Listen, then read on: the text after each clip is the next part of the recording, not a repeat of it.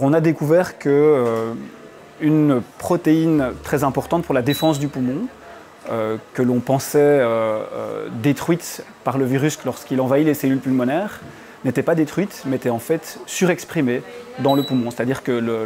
cette protéine se retrouve plus abondante, plus présente dans le poumon chez les patients qui présentent une insuffisance respiratoire sévère liée au Covid. Et ce qui est également intéressant, c'est que ce n'est pas un mécanisme qui est propre au Covid. C'est-à-dire que quand on a essayé de quantifier l'expression de cette protéine chez d'autres patients qui ont une insuffisance respiratoire mais qui n'est pas liée au Covid, qui peut être liée à la grippe, qui peut être liée à une pneumonie par exemple, on observe les mêmes résultats.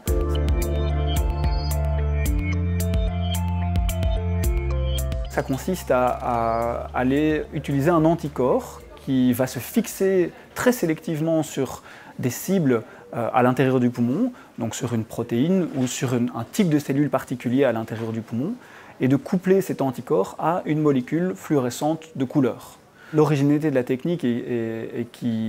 qu'on a développée déjà il y a plusieurs années au laboratoire de pneumologie ici, c'est qu'on peut le faire pour plusieurs molécules, pour plusieurs anticorps simultanément. Ce qui va permettre dans le même temps de pouvoir aller colorer sélectivement sur des fragments de tissu, ici de tissu pulmonaire, plusieurs protéines, plusieurs types de cellules, et donc ça ajoute énormément d'informations parce qu'en plus d'avoir une information simplement de quantification, on peut déterminer dans quel type ou dans quel sous-type de cellules un type de protéine est exprimé.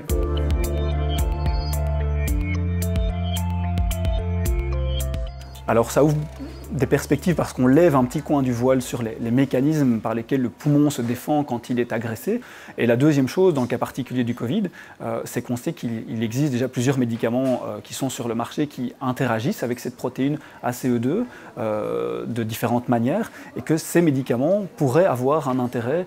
potentiellement dans le traitement du Covid.